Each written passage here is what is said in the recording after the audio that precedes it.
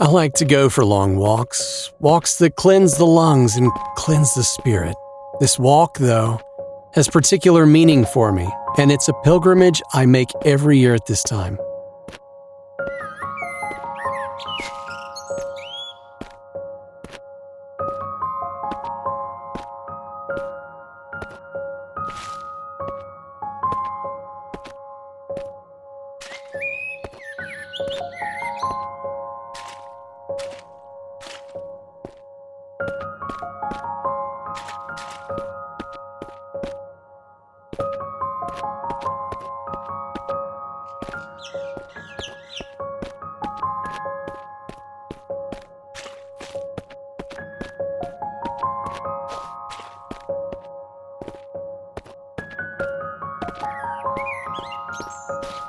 I can remember every detail of my wife's appearance, even though she's been gone for nearly 10 years. I remember how her cheekbones would rise when she smiled. Remember her long, raven black hair flowing down her back like a shiny waterfall. I also remember how she looked without hair.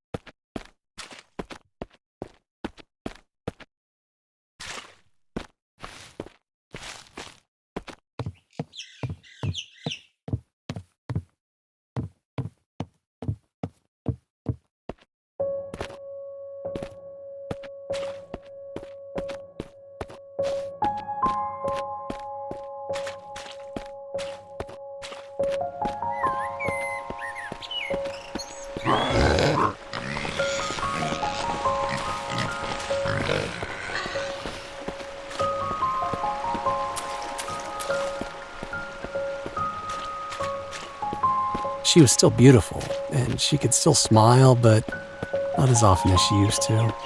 The sickness came and went quickly enough, but when it went, it took her with it.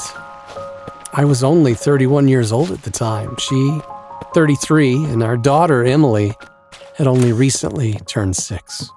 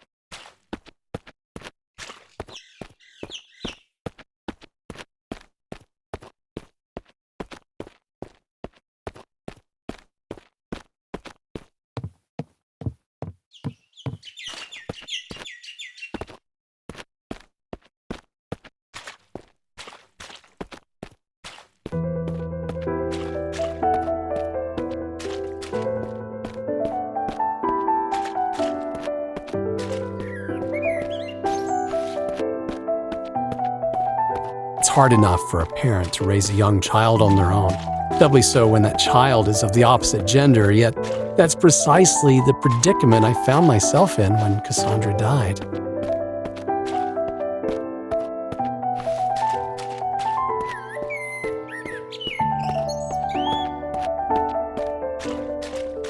By all means, both sets of grandparents did their best to help out, but my pride dictated that I could only ask so much of them. I needed to prove to everyone, not at least of all myself, that I could do this. I had no desire to be the all but absent father that my own had been, but an endeavor to spend as much time as I could caring for my daughter in the most direct way possible. I won't deny that the odd drink came in handy during this early period, but it was yet to become a problem.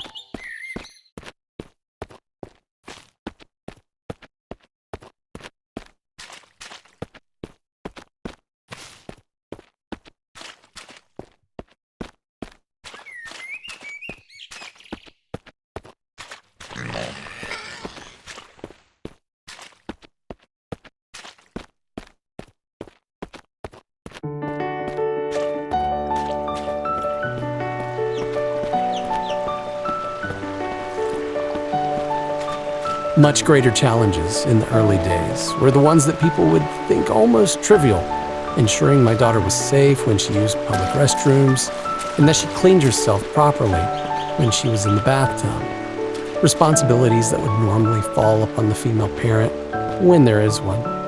Emily was still very young at the time, of course, but old enough to feel awkward that her father was checking in on her during her more private moments.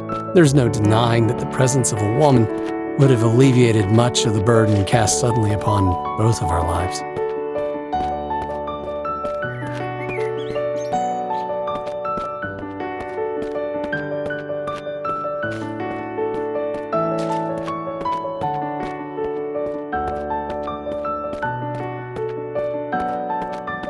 It's not like I didn't try to meet other women after Cassandra's passing.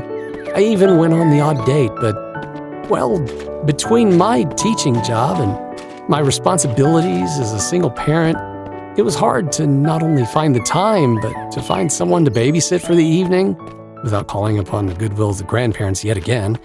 Most of all, though, it was impossible to find someone to fill the yawning void that Cassandra had left in her wake.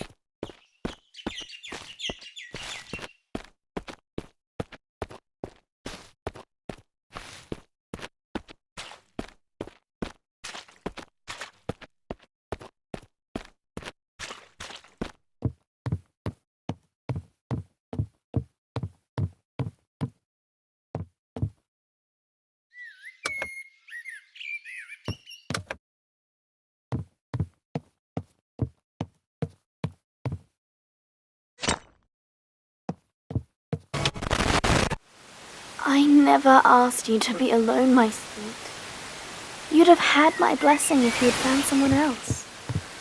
All I would have asked was that she be a good mother to Emily.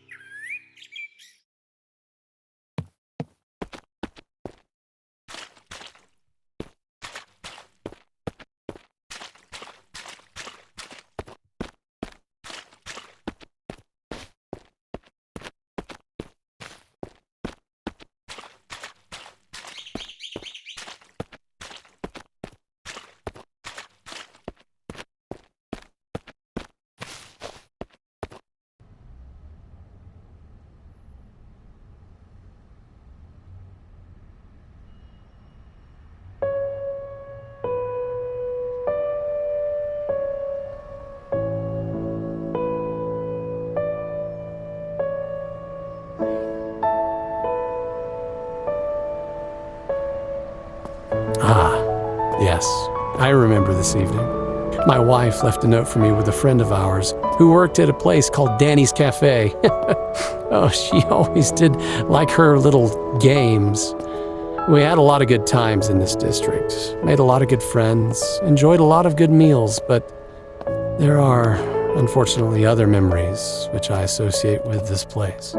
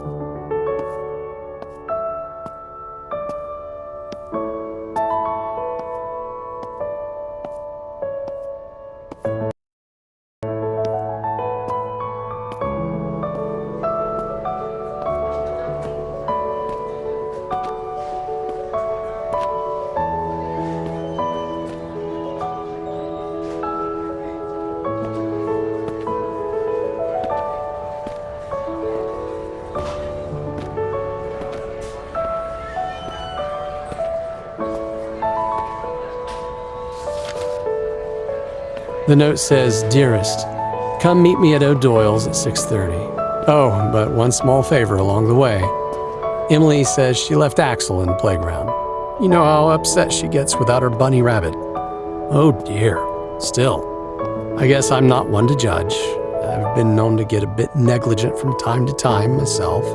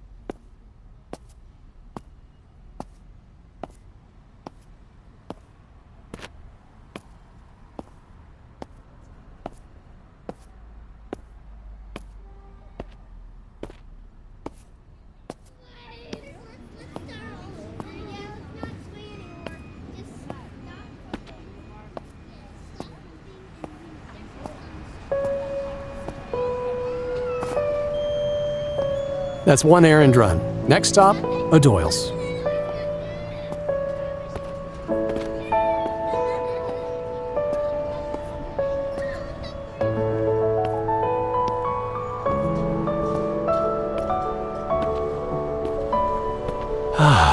The aromas of this district, the delectable scent of recently roasted coffee beans, freshly cut cake, and all manner of chocolatey delights. Truly a gastronome's paradise. The last time Cassandra asked me to meet her here at night, it was to tell me she was pregnant. I wonder what the big news will be this time.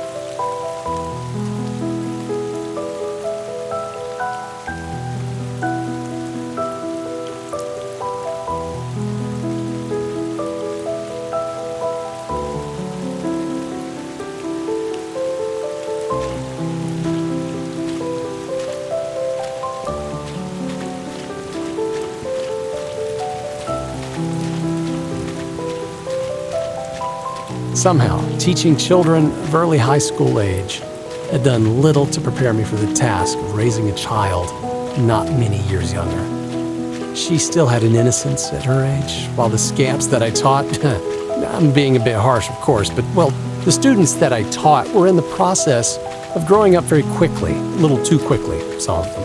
I sincerely hoped that my Emily wouldn't be quite so precocious by the time she was that age.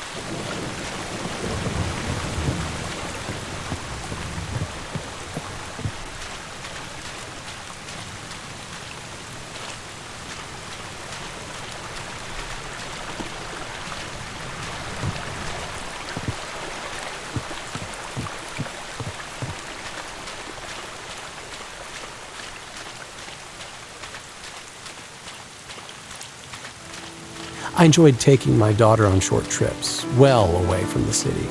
I didn't want her knowing nothing but schools and streets, which my own life almost seemed to consist of. I figured she needed to breathe a bit of nature every once in a while, enjoy a bit of fresh air. It's one thing to civilize a child, but another to deny them their childhood altogether. We both seemed to like the beach, especially.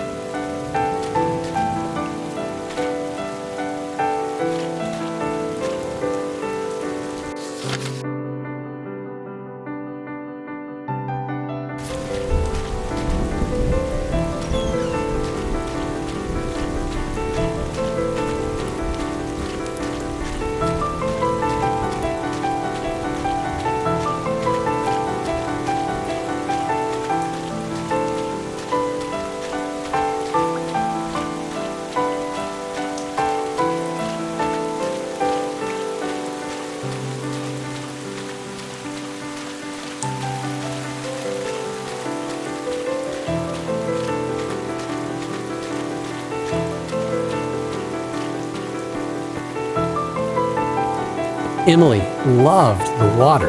In another life, I believe she could have easily been a fish. Sometimes I even called her my little mermaid. She loved the sand too, and liked to build things with it. One day, I helped her make a fairy tale castle and cast her, only in her mind of course, as a kind of mermaid Rapunzel, trapped in a tower far beneath the water, her long hair flowing with the whims of the waves.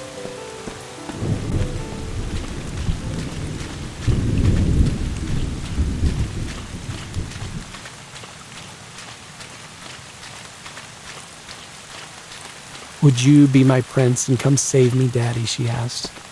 "No, sweetie, that'll be another man. We just don't know who yet. But one day your prince will come." I further hoped to myself, and only to myself, that the man in question wouldn't merely break her heart. I wished nothing more for her than to find the happily ever after that eludes so many others.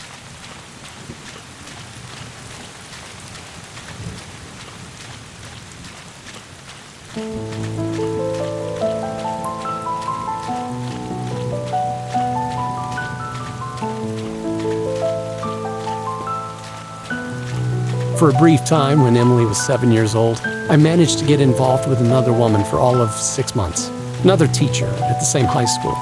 When that ended, we did our best to go back to just being friends and colleagues, but it wasn't long before the woman in question happened to find herself a job at another school. I never knew whether I was the primary cause for her leaving, but knew that it was probably for the best. She only met Emily once. I don't think Emily liked her very much. Yeah, it was probably for the best.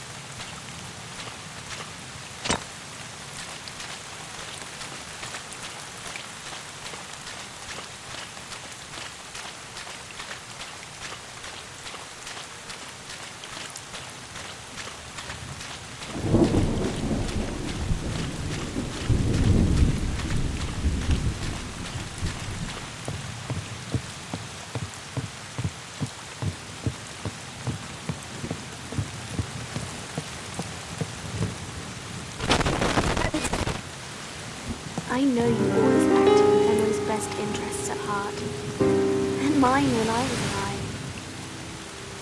You were a good husband, and a good father. Nobody's perfect.